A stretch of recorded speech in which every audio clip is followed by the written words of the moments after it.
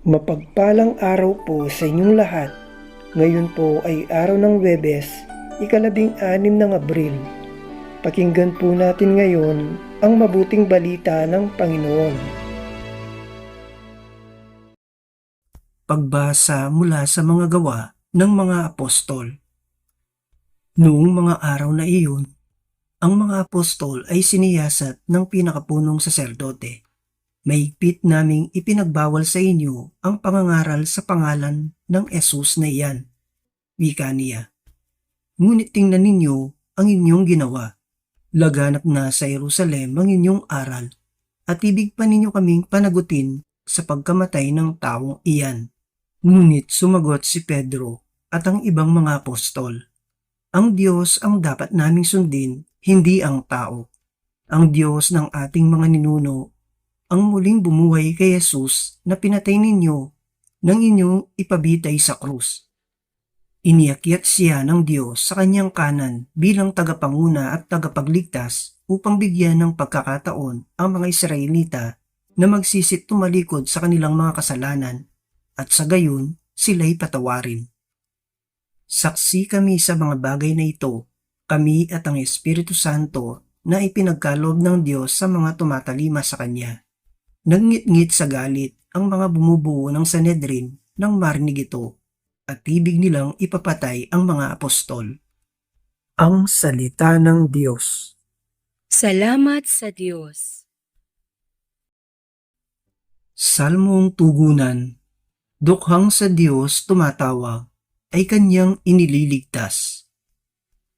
Panginooy aking laging pupurihin, sa pasasalamat di ako titigil.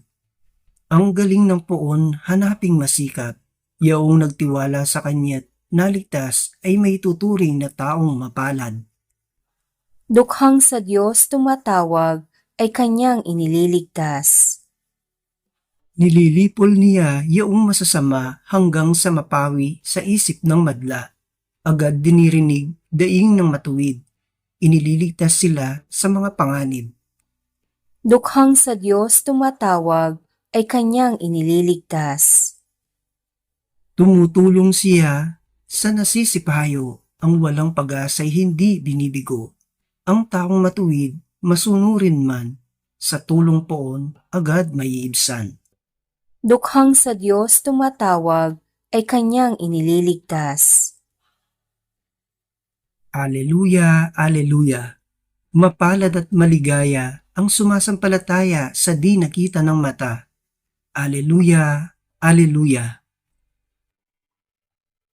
Ang mabuting balita ng Panginoon ayon kay San Juan. Noong panahong iyon, sinabi ni Jesus kay Nicodemo, ang mula sa itaas ay dakila sa lahat. Ang mula sa lupa ay tagalupa at nagsasalita tungkol sa mga bagay sa lupa. Ang mula sa langit ay dakila sa lahat. Pinatotohanan niya ang kanyang nakita at narinig, ngunit walang naniwala sa kanyang patutuo. Ang naniniwala sa kanyang patutuo ay nagpapatunay na tapat ang Diyos, sapagkat ang sinugo ng Diyos ay nagpapahayag ng mga salita ng Diyos, at walang sukat ang kanyang pagkakaloob ng Espiritu Santo.